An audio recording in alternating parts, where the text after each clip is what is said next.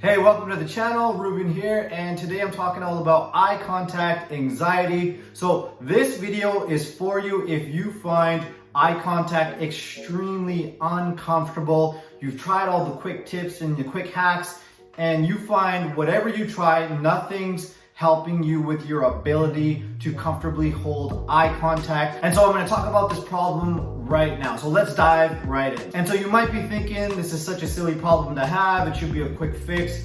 I'm gonna show you there's a lot more happening in the background in just a second. And I just wanna briefly talk about my struggle with this issue. Now, I remember when I was really struggling with anxiety, social anxiety, panic attacks, anxiety attacks. And I remember I was even working with a therapist at one point and I couldn't hold eye contact with her. So I kept trying to look at her, but I couldn't look directly at her. And she helped me out. She bailed me out through midway through the session. She said, I do sense that eye contact is extremely difficult for you. And she told me that it's okay. Just, you can look at me briefly and then you can look away. And she said, that's totally fine. So that made me feel a lot better. It took the pressure off because then I knew I could talk to her looking at the ground and just look up briefly and then look at the ground again and get my thoughts out while looking over like at the bottom corner here. And I also went through this period where I was really trying to force the eye contact. There's a lot of advice out there that you need to be making eye contact 2/3 of the conversation. So I really tried to put myself out there, force myself to have this eye contact. And I remember another tip was to just stare at the eyebrows. Don't look directly in the eyes, stare at the eyebrows. And so that's what I would do. I would go into conversations, talking to people, and I would try to focus on the eyebrows, but I never had any success with that either because I always came across as, hostile or awkward. I remember my father-in-law, I really wanted to connect with him one day. I really wanted to have a good conversation and I was trying to hold eye contact and he looked at me and he said, are you okay? Because really what I had was this really hard gaze when I would be looking at people and it felt like I was looking into the sun. Like I was trying to force myself to stare at the sun. And that's when I have that really hard gaze at people. And really what that is, what's really important to understand about that is when somebody has a hard gaze, you can even observe this in other people. When they have a hard gaze, that's a trauma response, or that's a response to past emotional pain. That's a stress response for your eyes to be over vigilant and have that hard gaze. Think about it. If you were in the woods and you were getting chased by a bear, you would want that hard gaze because you would want to focus on your vision. You would need your vision to get you to escape the situation, to look for the deep trail, to look for where to turn, to look for where to run. And you would need your eyesight to help you flee from that life-threatening circumstance.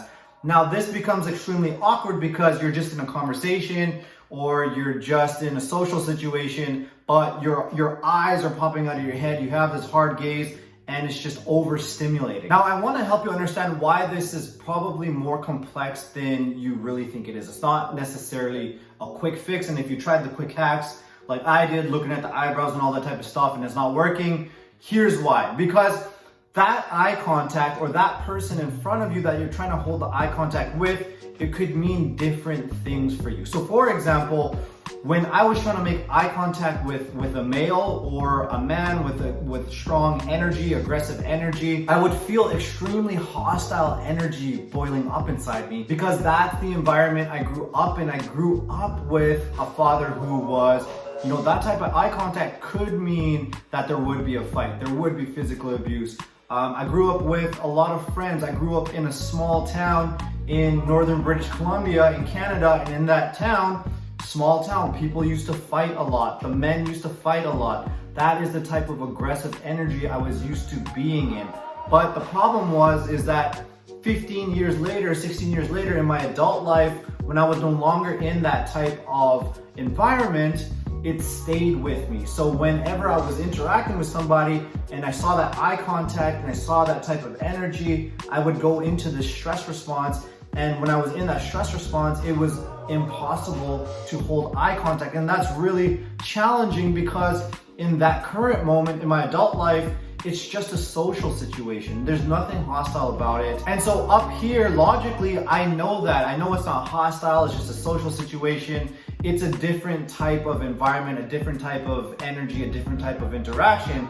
But my body remembers what it's like back then to have that type of threat in the environment. And you probably experienced this yourself. It's really hard to shut off that anxiety or that hostility or that fight or flight, even though you know logically it's not happening in the current moment. Your body and your mind get hijacked, and it's like you're in that past experience.